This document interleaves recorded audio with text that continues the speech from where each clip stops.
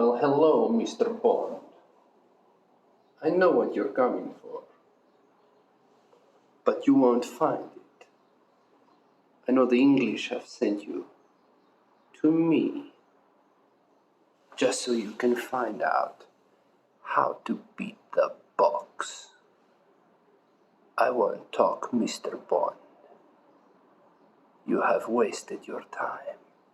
You are but a leaf fluttering in a hurricane of springboks. Welcome to BokPod, guys. Anyway, that's overdramatic me out of the way. Nice name. As you can see, low budget, low effort, just chats. So, let's chat. It's me, your guy, almost Rain Man, because I'm almost really clever. Nee? Amper slim, so het vir my gesê. Yes, amper. Baie fucking slim. What a match. First of all, let's just start and say that. What a bloody game. It was the most intense game I've ever watched. 2019 Wales versus South Africa semi-final came down to a penalty in minute 78. This came down to a rip by Faf de Klerk in minute 81 with 1 point separating the teams. It doesn't get closer. It honestly doesn't get closer. The last thing that was that close was probably Wales 2019. Like, I can't think of anything else that even comes close. But then when I think about Wales 2019 in this game, it's not even in the same book. It's not even, Wales is like, I can watch that and go to bed. This, I'm going to watch the replay, and then I have to take 2 Urbanals to go to bed. So, what a game, guys. Just honestly, what a game. In summation, it was like Bruce Lee having done some hardcore drugs and The Undertaker having done some hardcore drugs, being jacked up, and then fighting. It's not clean. It's messy. It's probably not healthy. But my, was it entertaining. Massa kinders. Game of the tournament. I really think that's the game of the tournament. Just a little side note for all you Bok fans, something which I did, which you should also do, to prevent the coaches coming down on you heavy for not performing during the Bok game. Don't wear your smartwatch, or if you're wearing it, turn off heart rate tracking. Because we know Rassie likes to check stats, eh? And just now, Rassie wants to check your stats. How many times did you jump? What was your heart rate? Were you paying attention? What was your drinks per minute? How many sips did you take per minute? These are all very important stats, and Rassie can get them unless your smartwatch is off. Watch him, guys, because he's watching you. Turn your smartwatch off. So, let's get into it. Let's take a look at the box. First of all, outstanding play by like 90% of the team. Amazing play. We held on to the ball really well. We played very well into phase play. We didn't try and overcomplicate the game plan, trying to beat the most free-running French team in the history of French rugby. But there's one guy who you have to single out. Jesse Brick Missile Kriel. Because that's what he is. He's a Buxtian missile coming to wreck your attack. That's what he is. Yeah, he's not Lucanio, but I would hate to be smashed by Jesse Kriel. Man was just 150% in the jersey, on the field, in the moment. If I break a leg, Boks win. If I get concussed, fuck that, Bokke moet wen. Anybody ever says Jesse Kriel doesn't belong in a Springbok jersey, you show him this match and tell him to shut up. Rock off, ne? Got it? Lekker. But yeah, so many outstanding players, guys. I mean, everyone. From Frans Malherbe, who made 10 plus tackles. Frans Malherbe making 10 plus tackles. Think about that. Defensive effort up there. From Frans Malherbe all the way to Cheslin Colby, Damian Willemse, Willie Leroux. Just, guys, we had a massive game. And everyone in the team played their part. Not everyone can be Jesse Kriel, Cheslin Colby, Damian Dahlende. But everyone worked, everyone grafted, everyone was there. It was the core of Rassi's whole thing about looking for warriors and workers above all else, and having the right people. And that to me summed up when this team was announced. This wasn't our base team. We could have put a couple of other people in that might have elevated certain aspects of the game, but this was the right team to beat the French. And that, I think, is what is really important. The fact that this was the right team, not the best team. And then let's quickly run through the Bokke tries. The first one is by Reinach, box kick. So we have a phase. Reinach plays a phase in. We're close to the right-hand side of the field. Reinach plays a phase in, box carry, and then as Reinach is coming up to the ruck, he's doing sort of just a casual jog. And he just takes like a half a second. Quick look. Just a accept, signé. And he sees. Okay, what he sees is space there. He can kick. There is a French player defending, but if he kicks onto the ball, he fixes the defender. The three guys to his right, Siya Kolisi, Kirkley Arendse, Ebenetzev. Name three better guys to chase a Springbok box kick. You can't. Etzebev stall, jump to contest. Kolisi, cement truck, smashes you.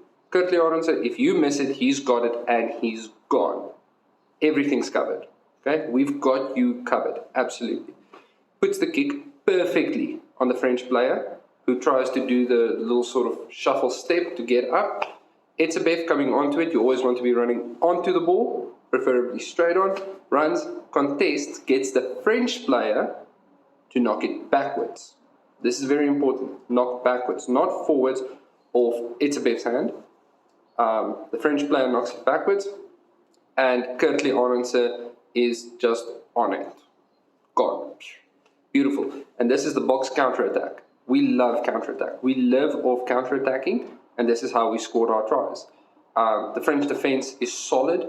They use a drift rush combination, and they're very adept at reading you. They've got big guys in the midfield. They like to spread out, and they've got the GOAT of players, Antoine Dupont, who can just do magical bullshit all the time. So, counter-attack. That is when teams are the easiest to exploit, and we exploited them right there on counter-attack. So, that's the first try, and it's just pure box. We are going to punish you. We're going to put the box kick right on top of the player so they can't move away. They have to sort of generate momentum from nothing. Meanwhile, Etzebev, who is hemelbesem lang, gets to jump up, contest, and Kirkley Arendse is in for it. Libbok comes on. I thought that was the most difficult kick of the game for Libbok. Slots it over perfectly. No stress. Then try number 2 is a cross kick by Mani Libbok. Beautiful. And again, it's just face play. We're coming off of face play. We just recovered the ball. We checked, nothing's on. And a couple of other guys, obviously, best ever, Squidge Rugby, noted this, that the Scottish have used the cross kick against the French. So La Boisguette was beaten by the Whisker. They weren't beaten. They just scored a try. But France's defense is really on the up. So if we put the cross kick in just behind them, there's sort of a gap there. You're not getting a guaranteed something, but if it works out, you're into some space, and that's what you want. And Libbok puts in a beautiful cross kick that's chased by Vermeulen, Pieter Steff, and Damien D'Alende. D'Alende ends up getting the ball. We all know he is nigh on impossible to tackle, so he fights through, makes a massive line break, gets close, goes to ground, passes to Pieter Steff de Toey, who takes it in, immediate submerger, using the French thing against the French. Just quickly to explain, the submerger is essentially I carry into contact, the guy who's coming to clean out picks up the ball and runs immediately, before there's a ruck or anything. So you are just charging directly at the next guy. So you're tying in bodies, tying in forwards, and more importantly, you're tying in defense organizers. There's always 2 pillar defenders at a ruck, one on each side, usually the 8 and a prop. or a flank and a prop, and these are the pillar defenders. So they're organizing the respective sides of the ruck. If you tie them in, the defense becomes compromised. So Pieter Stef du Toit does a run in, he gets brought down, we clean out, and then it's Reinach and De Allende. Reinach does a beautiful step dummy pass, fixing Dupont and creating the space for De Allende to bounce off the tackle and slide over. Beautiful work, guys. There's no notes, nothing. It's just beautiful work, seeing the opportunity, taking the opportunity. And then the Eben Etzebeth try, which is, just Eben Etzebeth redeeming himself for that yellow card. We do a little shuffle dance thing. That's mostly theatrics, but there's probably some benefit just throwing the French off because they're expecting a big move. And then it's just phase play. And you can see the way the forwards work. France have undoubtedly recognized that we like to go long side, short side, so that you have to constantly shift your defense.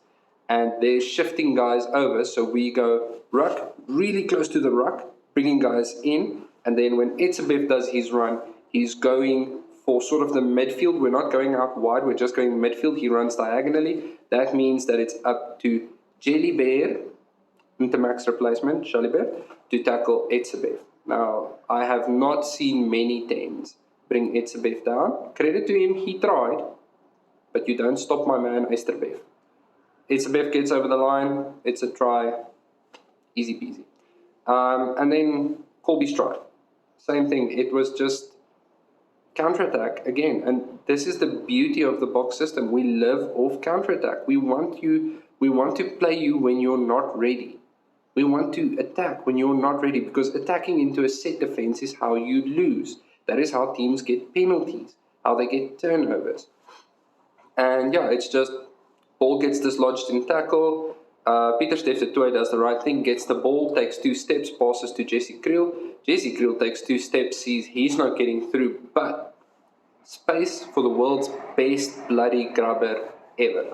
Puts in a beautiful kick, and who's on the receiving end? The cheetah from Cape Town himself. Makes some VW golfy noises, vroom vroom, Cheslin Colby. Cheslin Colby is on the other side, and he's chasing it, and this Cheslin Colby, he's behind you. There's no discussion. It's done. Okay? Unless you're maybe Will Jordan or Louis Rees-Zammit, you're not catching that guy. It's gone. He's in, try time. So we were really good. We scored a number of tries, and I really didn't think the try count in this game was going to go this high. I expected sort of a penalty slugfest, if you will, where we were just going for the penalties. But yeah, taking a quick look at the Bokke defense. Okay. Some things that stood out about the Bokke defense: consistent line speed. Like, we were superbly consistent in our line speed. It's one thing to have a rush defense and, doing that for 20, 30, 40 minutes. The Boks do rush defense for 80. That line speed, that unbelievable in-your-face line speed, is there for 80 minutes. That is hard work, guys.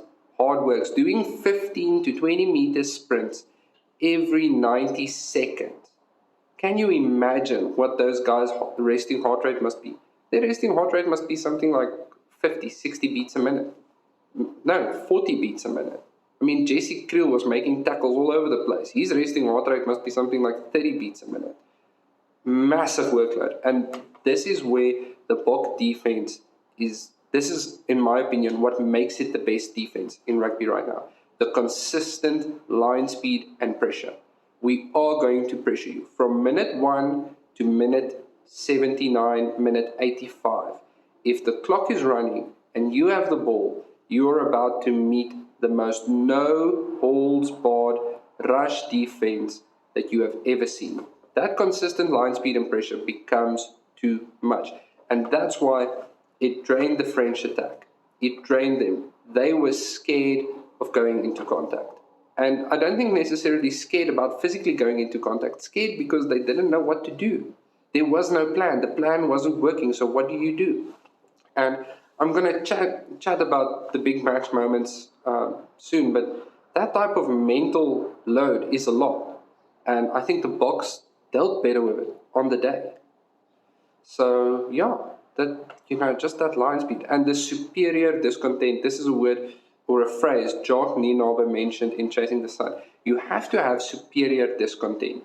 You have to say, I am going to die trying to change this.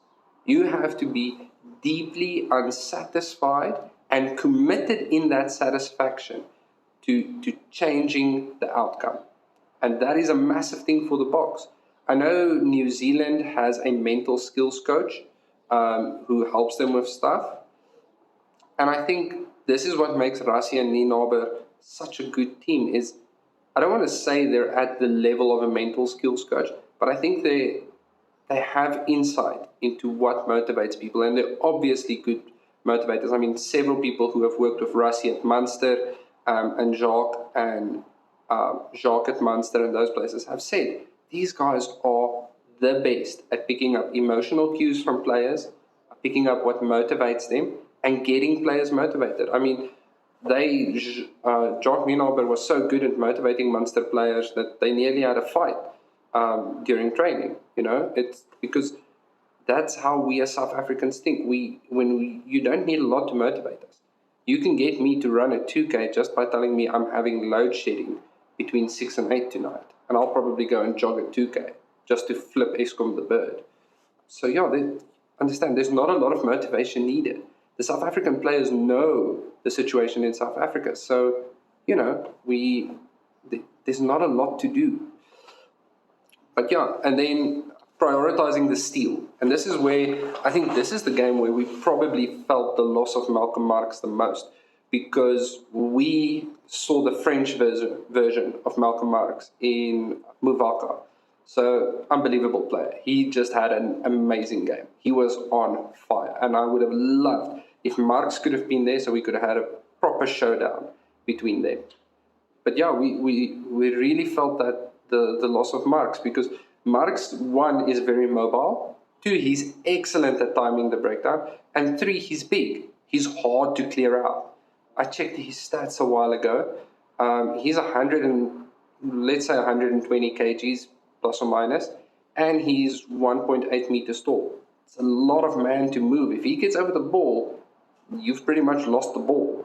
So yeah, I think this is where we really felt the loss of Malcolm Marx was in this game, because I'm not saying we would have necessarily gotten more steals, but you can't help it one day.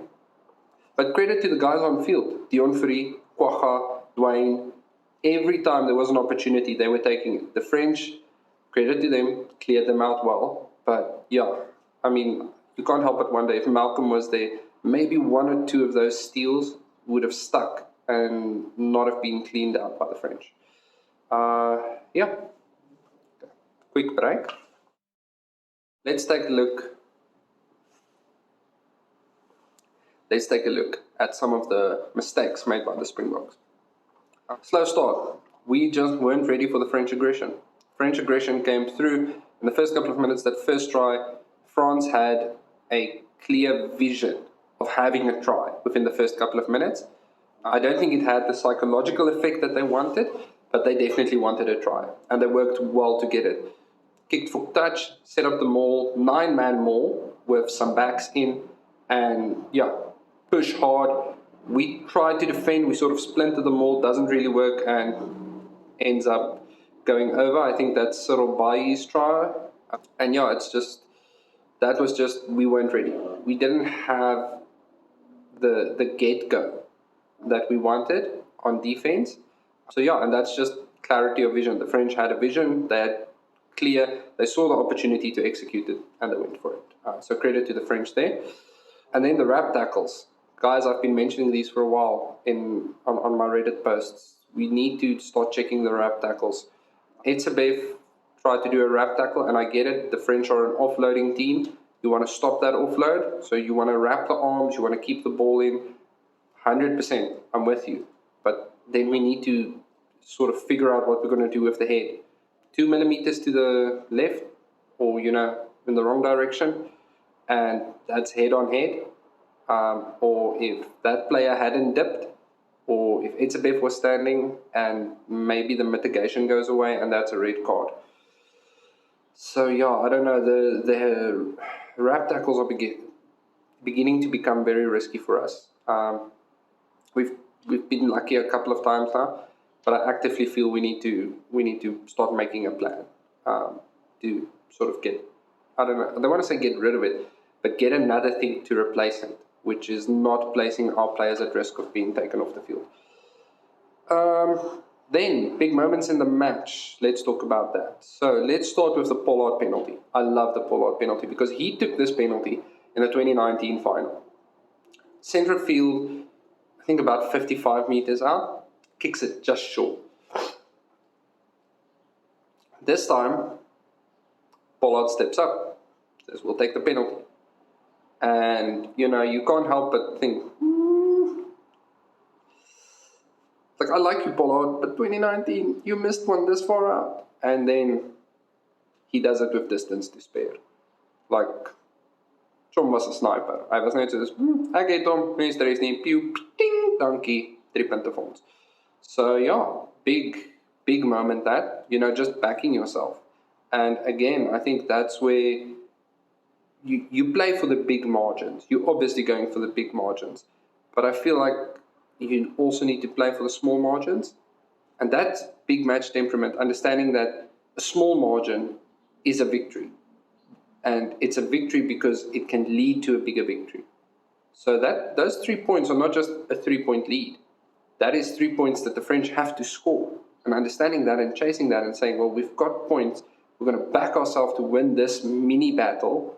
And then moving on to the bigger fight, because now the bigger fight is even bigger for the opposing team. The scrum mark, Damien D'Allende, this sign will live forever. Damien D'Allende is standing there going, no doubt, no clarity. The moment he did that, I knew that it was a plan. Even my WhatsApp group went, it's the move.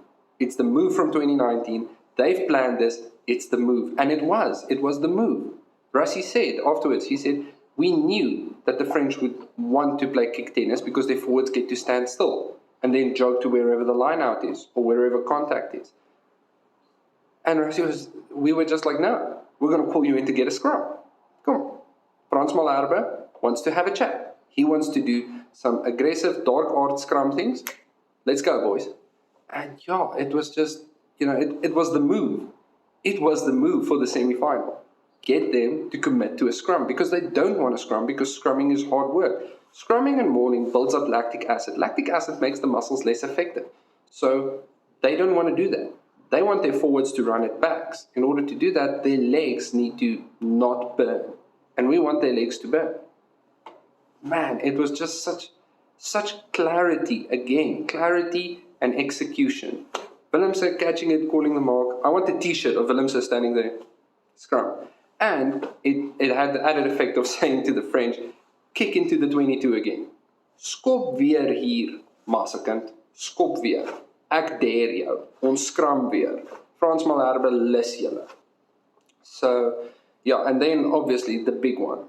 This is the big match moment where as much as it comes down to the team having clarity and vision, it also comes down to the individual. And you have to realize that sometimes you will be the only individual to see an opportunity and be able to take it and back yourself to take it. So Colby lines up on Ramos's conversion. Colby has said he knows that Ramos will dawdle. He's got a slow kicking routine. Now, the law is a bit disambiguous. It says any movement towards the ball. So, in the broadest interpretation, if he had scratched his nose, Colby could have charged down. But nonetheless, Colby sees the slightest movement of his leg, and he knows this is it. Ramos has initiated the kicking routine, and he charges it down. But if you get a chance, please look at the video. Look at his technique. That is pure sprint technique. Look at the way his hips are moving. Look at the way he's pushing each leg just enough. As soon as that leg straightens, it's coming back up. It is pure sprint technique. That is sprinting 101. It is beautiful technique. He reaches it knocks the ball back, and that is just wind out of France's sails. It's another small moment that creates a big vacuum, and that vacuum needs to be filled, and the French just didn't fill it. These small moments, a scrum called from the mark, Andre Pollard's penalty, the charge down, they add up mentally. They small battles that stick with you, and they're nagging at you. And I can't help but wonder, is this where it sort of went wrong for the French mentally? Like, did this affect Ramos so much that he scuffed that one kick backwards? So, yeah, I feel sorry for them because they're an amazing team and they played amazingly well. If they won, I would have been sad for the Boks, but I would not have been mad. I would honestly not have been mad. It would have been a good display of exactly what this French team is about. They had vision and they had clarity in execution. That clarity got obscured by our clarity and execution, and we just put them off. And it's, to put it simply, you play your game, not the enemy's game. And the Boks played their game, and they saw every opportunity and they took every opportunity. Yeah, and then let's quickly look at the French tries, two of the French tries. 9-man maul, we already discussed that one. The other one was the Dupont quick tap and go. So Dupont knows we have to fall back to the try line. Opportunism. Dupont's a smart player. He's fast, he's ready. His players know he's fast and he's ready. So they're lined up while we're still falling back. He taps. So anybody who's not 10 meters behind can't tackle. We managed to scramble a couple of guys in place. And who is it that goes over in the corner? Malcolm Marx, French edition, Muvaka. And who tries and tackles him? KLA. Now, KLA is a great player. I love him to bits. But there's no way that he was going to stop Muvaka there. One, he wasn't in position. He wasn't lined up on him. He was still getting into position. And two, it's a number 2. It's a hooker against the wing. A small wing. Like, he's fast and he's physical. But I can't lie and say he'll stop him. Muvaka probably would have, Joe Malomu'd him or something. So yeah, that's just working the mismatch and quick rapid play. And yeah, that's just excellent French attack. Quick attack, physical, speed, aggression, surprise. SAS. It's that easy, guys. Let's quickly take a look at upcoming moments or upcoming things in the England match. We're playing them in the semis.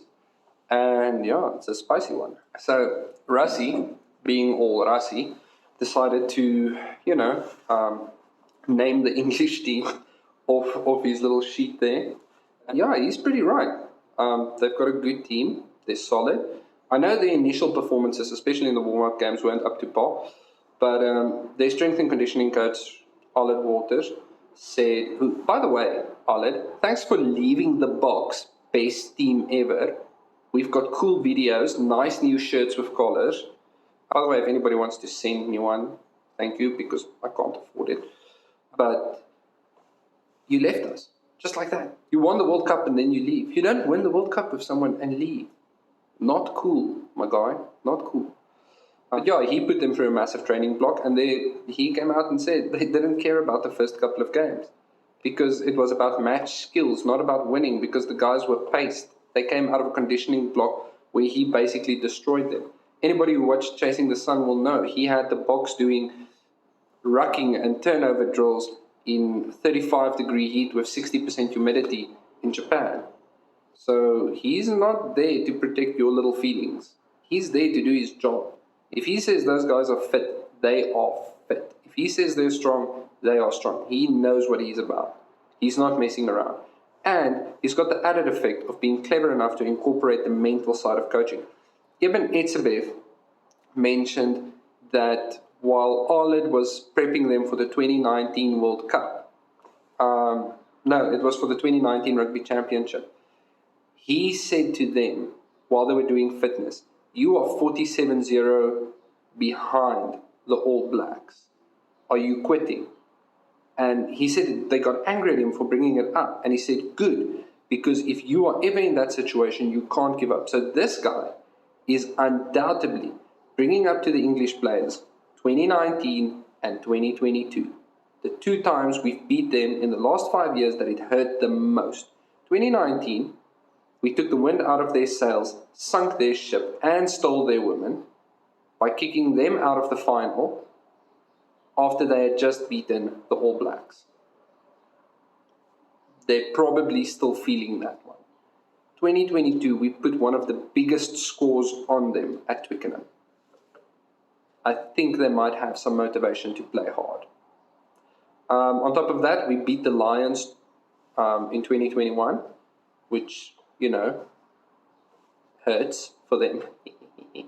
More nice stay is all I say. Anyway, so yeah, they do have fuel and they have motivation to beat us.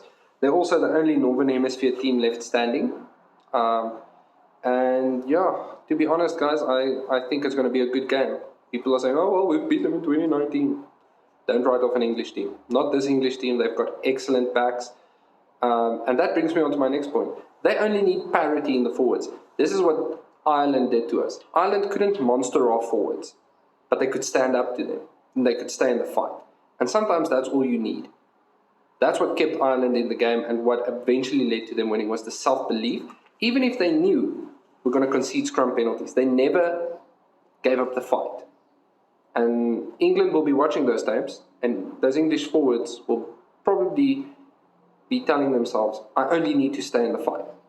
I only need parity. I don't need to beat the Bokke back.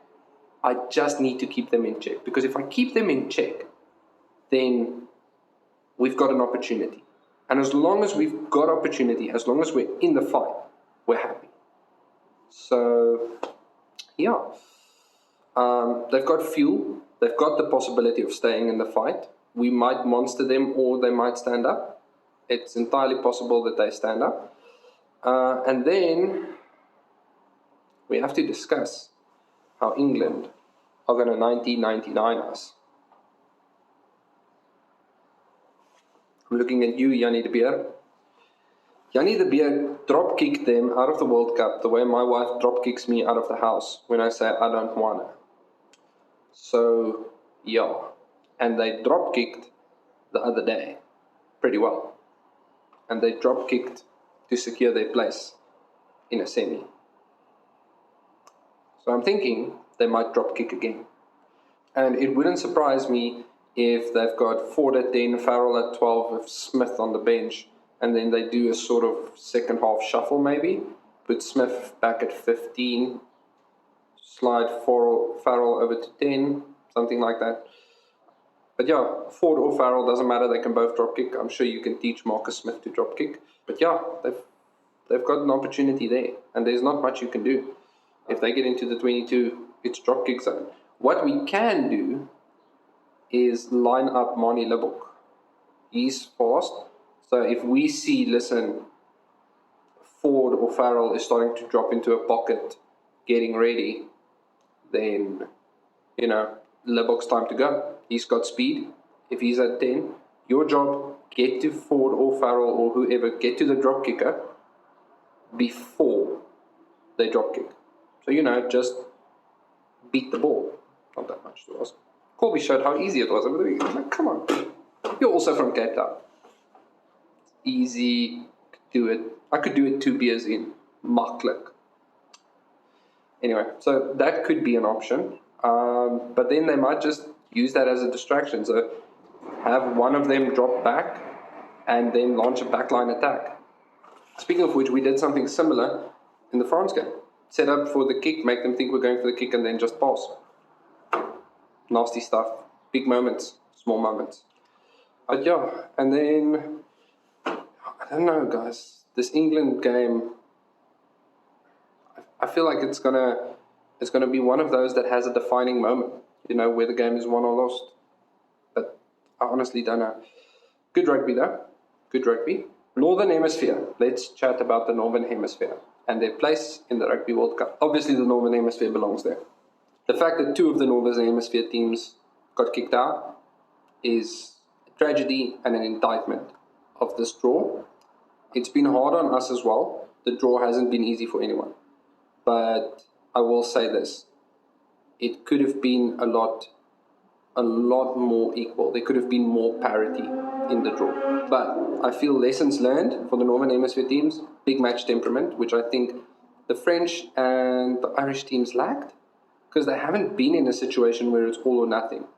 The French team, when they secured the Grand Slam, they were going to win the Six Nations anyway. They were chasing the Grand Slam, which is not the same as chasing a World Cup. Same for the Irish. The Irish had some pretty seasoned players in there, and they're going to have to build up some stocks again. But yeah, I don't think you can measure World Cup winners by the way their trophy cabinet looks in the years leading up to it.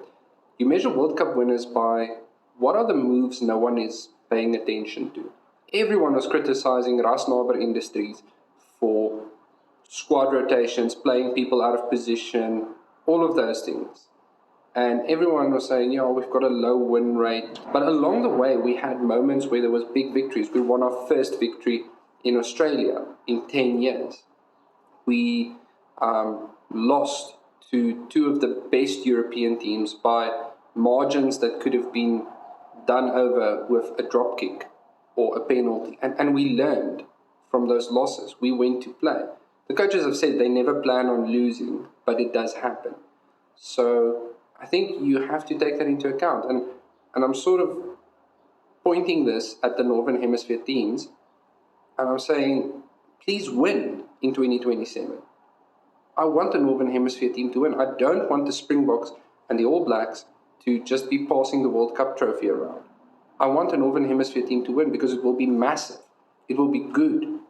Rugby deserves parity. And that parity comes from not chasing a Six Nations Grand Slam, not chasing, endless wins or tries. That comes from the single-minded focus of we have a road to the World Cup and we need to walk that road, as hard as that road might be. And you might take losses along the way. You might lose players along the way. You might realize that a guy that you're dependent on is not going to make it. And that's just sad reality, guys. There needs to be that focus of not peaking a year or two out from the Rugby World Cup and not saying, well, I've got a bunch of wins, I'm a sure thing for the World Cup, because you're not. You never are. Learn to win those small battles. I don't know, guys are going to say, who are you? You know nothing. They've got coaches and experts and analysts. Yeah, I know, but I'm telling you what I'm seeing. I'm seeing that there's no big match temperament. The small battles weren't being fought. The easiest way for me to surmise it is Ireland were chasing tries. France were chasing tries, where they should have been chasing points. Not even points, chasing moments. Because moments lead to points, points lead to victory. Anyway, these are my thoughts. Almost Rain Man. First episode of BokPod, officially done. Please comment on YouTube or on Reddit. Please comment. I'll reply as often as possible. Let me know what you think, if you agree, disagree with me. And have a lekker coffee, guys. This weekend, we're playing on a Saturday, which means extra brandewijn. Cheers, guys. Enjoy the day.